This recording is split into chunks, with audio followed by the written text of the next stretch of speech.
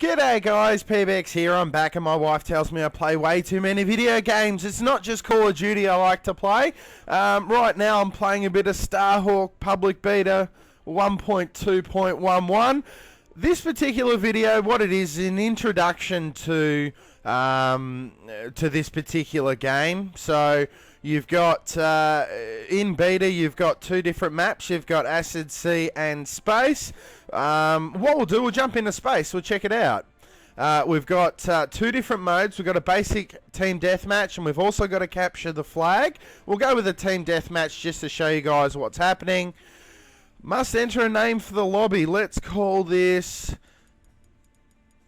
PBX Fanboy. Why not? Alright. This is going to be a private match. What we're going to do is we're going to explain just the very basics of this game. I'm certainly not an advanced player, although I can generally pull about a 2KD most games. This is a third-person shooter. I don't really have a lot of history with third-person shooters. The majority of my shooter experience has been first-person, of course, with Call of Duty, Battlefield, Quakes, you know, Unreal Tournaments, that kind of thing. I think the last time I played a third-person shooter before this was probably the Die Hard trilogy on the original PlayStation.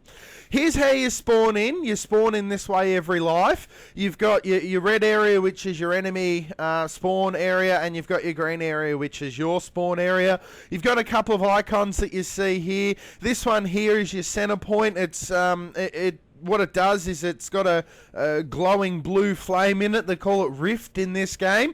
And when the game's not in a private match like this one, the closer you are to this particular point, the more energy you get. There's other ways to get energy, or Rift as they call it in this game, but we'll go through that a little bit later.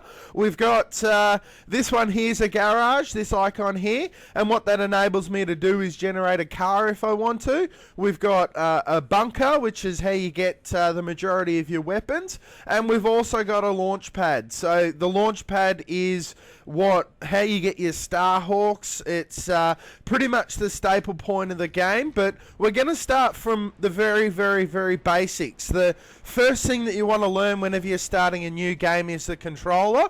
So we're going to go through some basic stuff. You've got your left analog stick as a movement, you've got your right as a look around, you've got your L1 as an aim, and you've got your L2 as a throw a grenade. Okay, your R2 is a run, and of course your R1 is shooting. Now, what we can do is we can jump in, we can get some weapons here. So we've got, what weapons do we pick up here? Okay, so that's a rocket launcher. I don't actually know any specific names for this equipment, but you've got your rocket launcher. It's the up D-pad to change to the rocket launcher. If you hold it down, it actually shows you how to select your various weapons. With the rocket launcher, you've got basically two firing modes. You've got a free frame firing mode, very deadly weapon. You've also got the ability to lock onto a flying target if you hold down the L1, hold down the aim.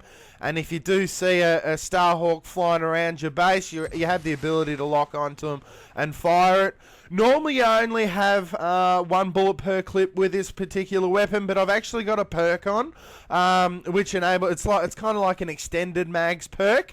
How you work out the perks in this game is very different to a lot of other games. You're only allowed one perk, and the majority of them you have to spend experience points on.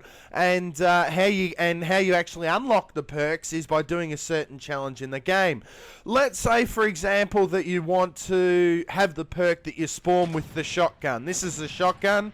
If you want to spawn with that, you have to get 10 kills in a match using it, and then spend 2 experience points on it. And you can actually spawn with the shotgun every single game.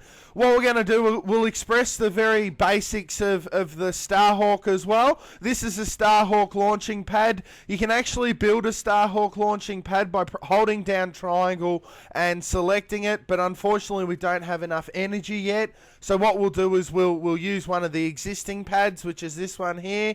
We'll go over to the computer, we'll press square to generate a Starhawk, and we'll get into it. Now, when we're in the Starhawk controls, as you'd expect, X is jump, square is get back out of it.